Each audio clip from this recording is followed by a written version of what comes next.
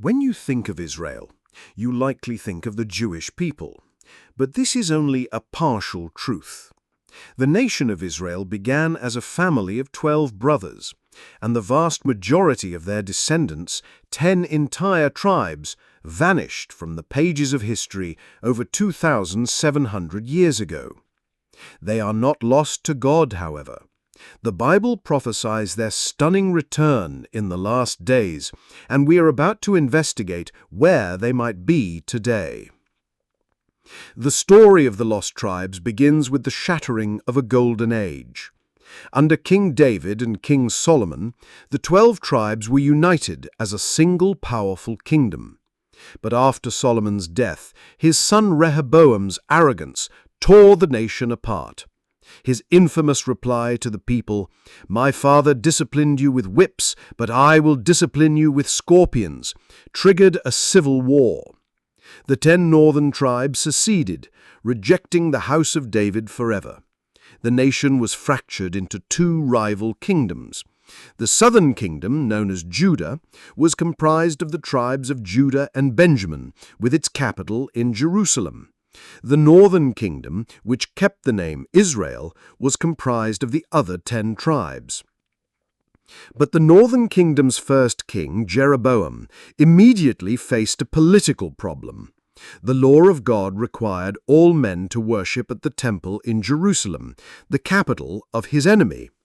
Jeroboam feared that if his people's hearts returned to the God of Judah, they would kill him and return to the king of Judah. So, to secure his power, he created a counterfeit religion.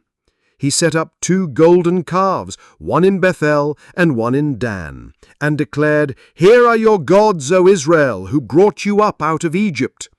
He created his own priesthood from outside the tribe of Levi and established his own festivals.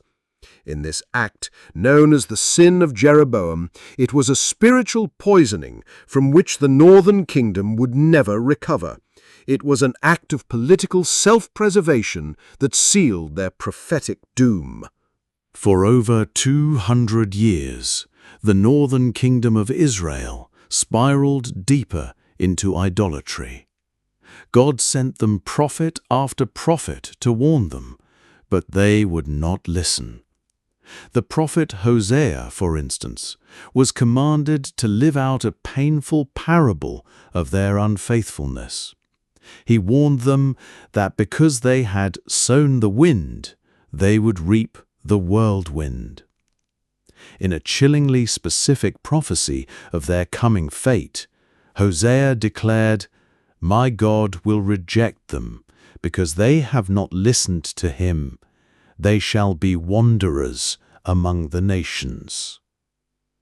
That judgment arrived in the form of a terrifying and ruthless military machine, the Neo-Assyrian Empire.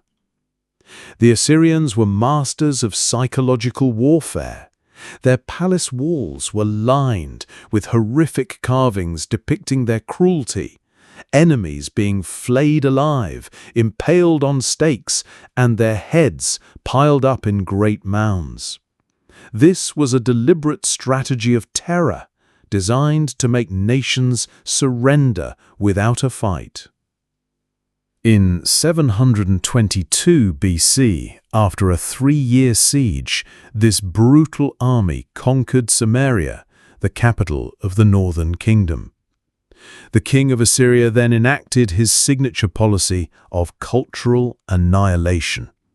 He deported the Israelite population and scattered them in small groups throughout his vast empire, specifically in Hala and on the Habor, the river of Gozan, and in the cities of the Medes. This is the moment in history when the 10 tribes vanish.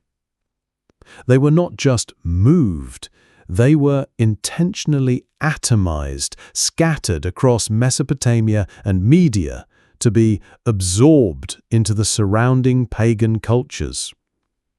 Their tribal identity was shattered, their connection to their land was severed, and they became, to the rest of the world, the 10 lost tribes of Israel. So, the 10 tribes were conquered, deported, and scattered, seemingly erased from history by the Assyrian Empire. Is that where their story ends? According to the Bible's prophets, the answer is a definitive no. The prophet Isaiah gives a breathtaking prophecy of a future restoration. He says, "In that day, the Lord will reach out his hand a second time to reclaim the surviving remnant of his people." To understand the second time, we must understand the first.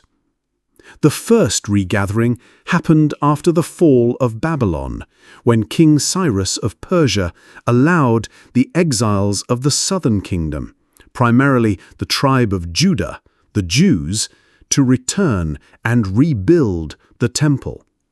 While some from the other tribes may have joined them, it was not the prophesied mass return of the northern kingdom. Isaiah's prophecy of a second time therefore points to a different, far greater event still in our future. This regathering will be global, from the 4 quarters of the earth, not just from one region. And it will specifically include the exiles of Israel alongside the scattered people of Judah. This proves that God views the 10 tribes as a distinct group that is still scattered, and whose prophesied return is yet to come. The prophet Jeremiah confirms this, speaking of a time when God will gather them from the ends of the earth, and specifically names Ephraim, the northern kingdom, as his firstborn son. The God who scattered the 10 tribes for their disobedience also promised that he would one day find every last one of them and bring them back into the fold. Their disappearance from history was only an intermission. The prophets promised a great future regathering. But where have the 10 tribes been for the last 2,700 years? For centuries, explorers and historians have followed a trail of ancient clues. Today, a number of people groups have compelling claims linking them to these lost tribes. One of the most famous examples is the Pashtun people of Afghanistan and Pakistan. Many Pashtun tribes have an oral tradition that they are Bani Yisrael, descendants of the ancient Israelites. Their tribal names are often strikingly similar to the names of the lost tribes, and they practice ancient customs that parallel biblical law. Another powerful case is the B'nai Manasseh of northeastern India, who for centuries have passed down a sacred tradition that they are descended from the tribe of Manasseh. In Africa, we find the Beta Yisrael of Ethiopia. For millennia, they have held to the belief that they are descended from the tribe of Dan, who migrated south after the Assyrian exile. They practiced a form of ancient, pre-Talmudic Judaism for centuries. In a stunning modern-day fulfillment, their claim was recognized by the State of Israel, and tens of thousands were brought home in dramatic airlifts like Operation Moses and Operation Solomon. Perhaps most scientifically compelling is the case of the Lemba people of Zimbabwe and South Africa. Their oral tradition states that their male ancestors were Jews who migrated from Israel. In recent years, genetic testing has confirmed this ancient story. A significant percentage of Lemba men carry a specific Y chromosomal marker known as the Cohen modal haplotype, a genetic signature common among the Jewish priestly class, but virtually non-existent in other African populations. The evidence is clear. The 10 tribes were not erased, but hidden, waiting for the prophesied call to return. The re-emergence of these scattered peoples is more than just a historical curiosity. It is a prophetic necessity for the sealing of the 144,000. In Revelation chapter 7, we are told this group is comprised of 12,000 people from each of the 12 tribes of Israel. The list explicitly names tribes from the lost northern kingdom, proving that God knows exactly who they are and where they are. These 144,000 are understood to be a special, divinely protected group of Jewish evangelists. They are sealed on their foreheads, marking them as God's own and protecting them from the judgments being poured out on the earth. Their mission is to preach the gospel to a world in chaos, and their ministry is wildly successful, leading to the salvation of a great multitude that no one could count from every nation, tribe, people, and language.